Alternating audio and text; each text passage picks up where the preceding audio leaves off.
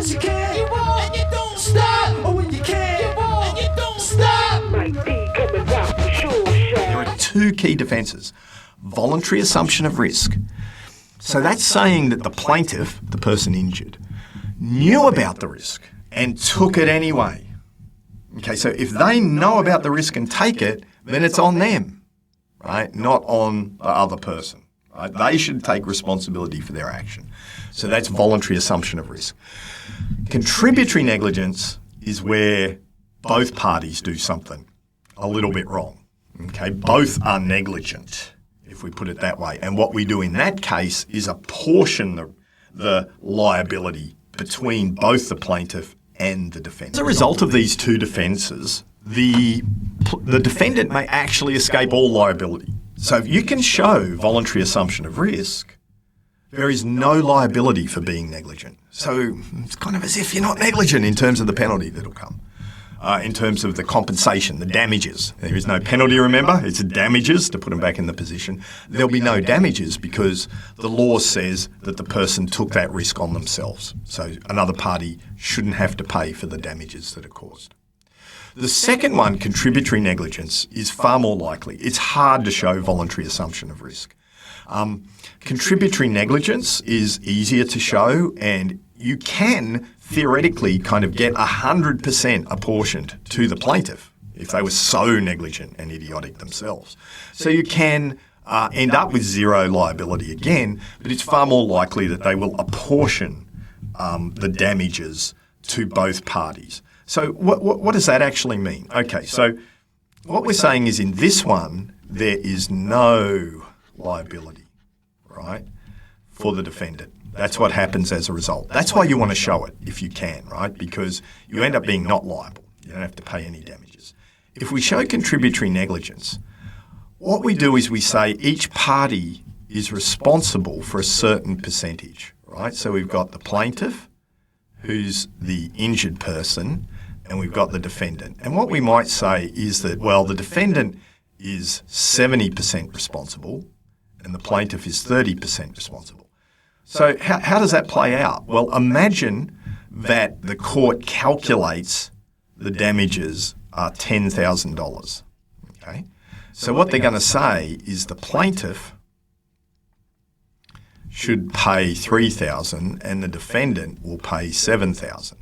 Now, because it's the plaintiffs paying themselves, right, they're not going to actually pay themselves. So what ends up happening is we reduce the liability of the defendant from the full cost, from the full compensation package of damages of $10,000 to $7,000. So they will pay that $7,000 to the plaintiff. So that's the effect of these defences, why it's important to distinguish between the two, because with voluntary assumption of risk, you reduce all liability, right? It goes away. Contributory negligence, it gets apportioned based upon the court's judgment of who was kind of more at fault. So the first defence, voluntary assumption of risk, is very difficult to actually make out. It's based on this long-standing tradition, right, that people are free to choose whatever they want to do.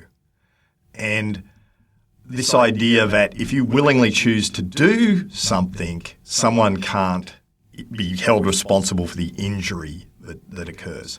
Traditionally, what you have to show is that you're fully aware of the specific risk. You fully appreciate the nature and extent of the risk, and that you voluntarily accept the risk. Okay.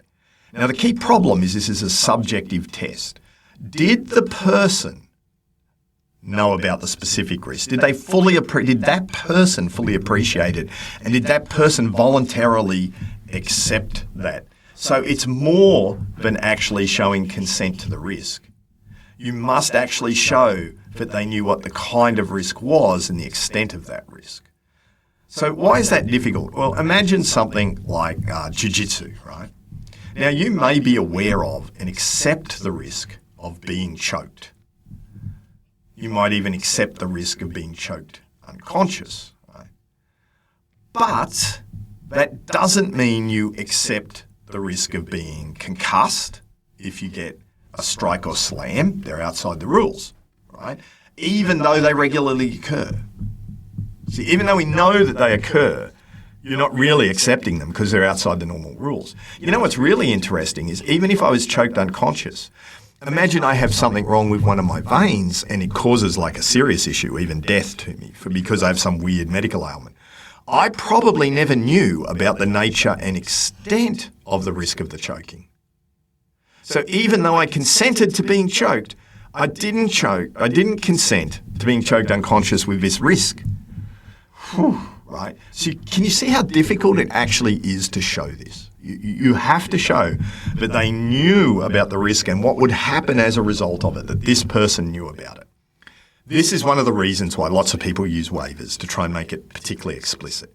Now, if it's very explicit in the waiver and you've read it and you've signed it, okay, there's a chance voluntary assumption of risk comes up. But in most other cases, and most things about negligence is you don't actually really foresee exactly what's going to happen. So often it isn't the way that things pan out. So we don't have that consent, particularly around the nature and extent of the risk. One of the things that the legislation that we've brought in, the Civil Liability Act, tries to do is to make voluntary assumption of risk easier to show in places where it's clearly a risk, right? Because with a subjective test, the person involved can always say, oh, I didn't know, and maybe even lie, right? And then how do you show that they knew? Well, how we try and overcome this is how the law tries to overcome this is under the Civil Liability Act, particularly around Section 14. And it's dealing with things like adventure tourism, bungee jumping, right? Those kind of things have an obvious risk involved. You can't pretend that there's no risk involved with jumping off a platform being held by a rubber band, right? So this legislation is meant to cover those situations. And what does it actually do? So what it says is that if something is an obvious risk, right, then it's taken that the plaintiff will be aware of it. So I don't actually have to show that the injured party knew about this specific risk if it's an obvious risk, okay? So that's what Section 14 is trying to do. Help us out with voluntary assumption of risk for things that are an obvious risk. The law similarly reduces liability for inherent risks. So a person is not liable in negligence as the result of a materialisation of an inherent risk. What's an inherent risk? An inherent risk is the risk of something occurring that can't be avoided.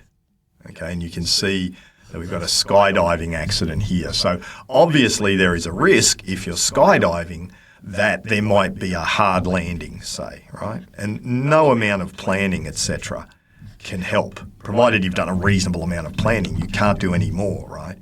And so if we have that, then we can say, well, actually, that's an inherent risk of a hard landing, and if you get injured in it, the defendant won't be liable. It's part of the activity.